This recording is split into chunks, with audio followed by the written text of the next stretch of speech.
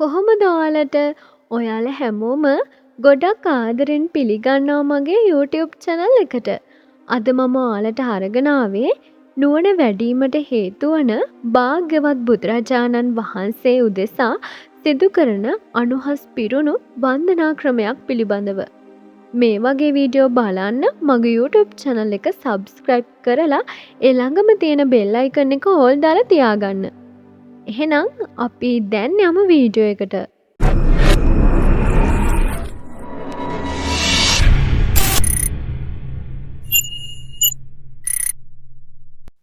ඔබ නුවණ දියුණු කරගනු කැමති නම් මම මේ කියලා දෙන විදිහට වන්දනාව සිදු කර බලන්න. මුලින්ම ඔයාලා භාග්‍යවත් බුදුරජාණන් වහන්සේට වන්දනා කරලා මල් පහන් සුවඳ දුම් ගිලන්පස පූජා කරලා මහා මංගල සූත්‍රය, රතන සූත්‍රය, කරණීය මෙත්ත සූත්‍රය, මෝර පිරිත ආදී පිරිත් කියලා මම මේ කියලා දෙන විදිහට වන්දනාව සිදු කරන්න. මාගේ භාග්‍යවත් බුදුරජාණන් වහන්සේ චතුර සංඛ කල්ප ලක්ෂයක් මුළුල්ලේ රැස් කළ පාරමිතා කුශල බලයෙන් පස්මරුන් පරදවා ලෞතුරා බුදු බවට පැමිණ පරෝපදේශ රහිතව සකල ධර්ම සමූහය තත් වූ පරිදි දැනවදාළ සේක. මාගේ භාග්‍යවත් බුදුරජාණන් වහන්සේ අනන්ත ලෝක ධාතුන් දක්නා නුවණ ඇති සේක.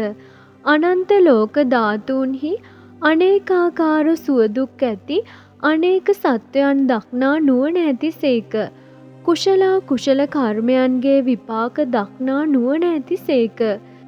සිව්මන් සලක බලා සිටින්නකු ඒ මගින් යන්නේ ණය දක්නාක් මෙන් ඒ භවයෙන් චුතව කර්මානුරූපව සුගති දුගතියෙහි උපදිනා සත්වයන් දක්නා නුවණ ඇති සේක. මාගේ භාග්‍යවත් බුදුරජාණන් වහන්සේ දිව්‍ය බ්‍රහ්මයන්ට පවා විසඳිය නොහැකි ගැඹුරු ප්‍රශ්න විසඳීමෙහි සමත් නුවණ ඇති සේක. උන්වහන්සේට විසඳිය නොහැකි පැනයක් නැත. ඒ භාග්‍යවත් බුදුරජාණන් වහන්සේ සද්ධර්මාලෝකෙන් සත්ව సంతానගත මෝහන්ධකාර දුරු කරන හේයින් තුන් ලොවට අසහාය ප්‍රදීපයක් වන සේක. සකල සත්වයන්ට සඟමුක් මග දක්වන බැවින් තුන් ලොවට අසහාය නේත්‍රයක් වන සේක.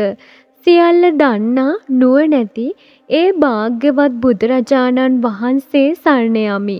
මම ඒ බුදුරජාණන් වහන්සේගේ ශ්‍රාවක වෙමි. ඒ බුදුරජාණන් වහන්සේට අත්‍යාදර ගෞරවෙන් වඳිමි. ස්වාමීනි භාග්‍යවතුන් වහන්ස, මාගේ මනසටද ඥානාලෝකයේ පතුරවන සේක්වා.